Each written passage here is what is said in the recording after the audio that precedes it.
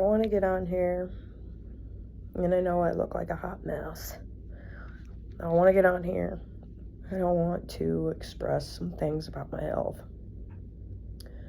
And I think that's the best thing I can do for everybody in this circumstance. And I'm leaking. Oh, shit. No, I'm not leaking. It's just cold going through my arm. What the fuck? Anywho, bear with me. They just gave me medicine. All my blood work came back abnormal. All of it. White blood cells, red blood cells, blood in my urine, all of it. They are doing a kidney stone workup.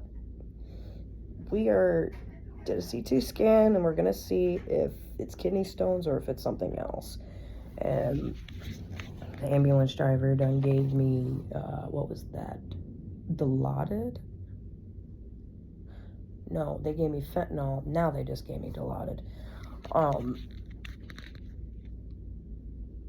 The way my health is, I've had kidney stones since I was like 17.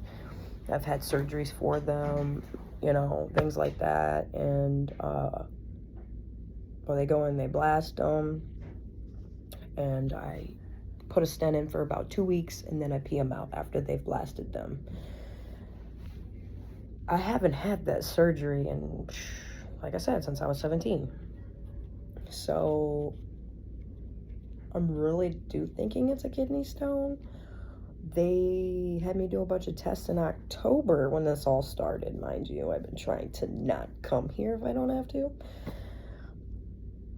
I was peeing blood then. My doctor, he said, you got blood in your urine. He's like, that's what just came back, and your white blood cells are high and your red blood cells are high. You have an infection somewhere, so he put me on antibiotics. I took all the antibiotics. Next thing you know, I'm still having pain. I'm still peeing blood. Still having pain in my, it's like someone took a hot knife, put it on the stove, and shoved it in my kidney. It's the same feeling I feel where my disc is, where my back has no disc in the L5. That's the same feeling. Sharp, painful, really painful, and to the point where it's like I get nauseous. I get really, really, really nauseous. Or I want to throw up, and then I won't eat because of it. Nauseous right now. With this kidney stuff, if it's a kidney stone, they're probably going to transfer me to Kalamazoo. If it's a kidney infection, they'll probably put me on IV antibiotics and keep me for a day. Or if the infection's not as bad, which that's not what my blood work's saying.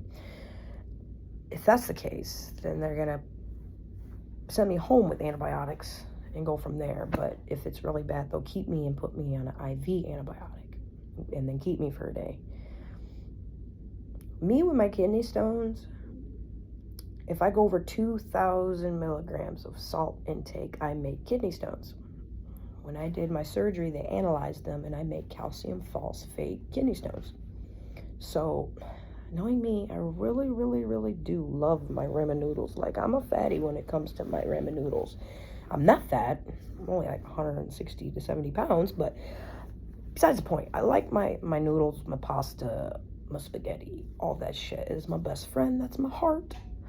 Now, pop on the other hand, I love pop. Pop is something I like because I get caffeine headaches.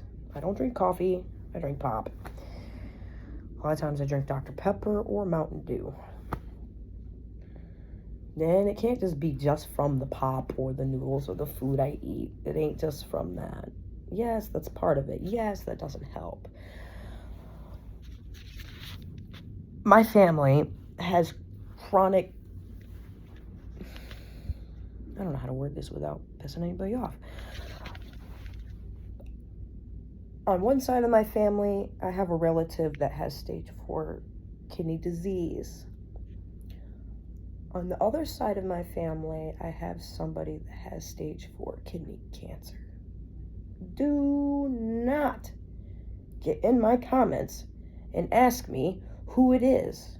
I respectfully not say who it is, because that is their privacy and they have asked me to keep their privacy.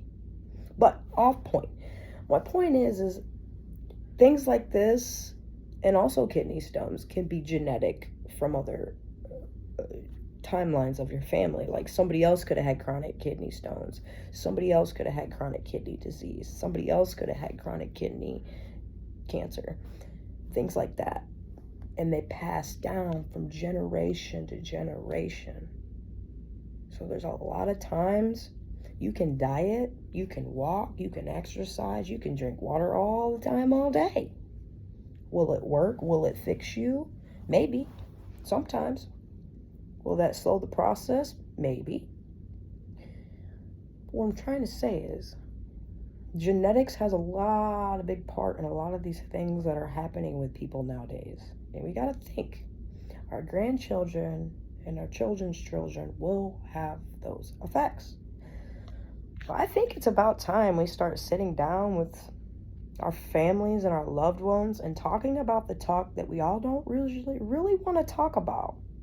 I think that's the best. Talk about that heart failure. Talk about that kidney failure.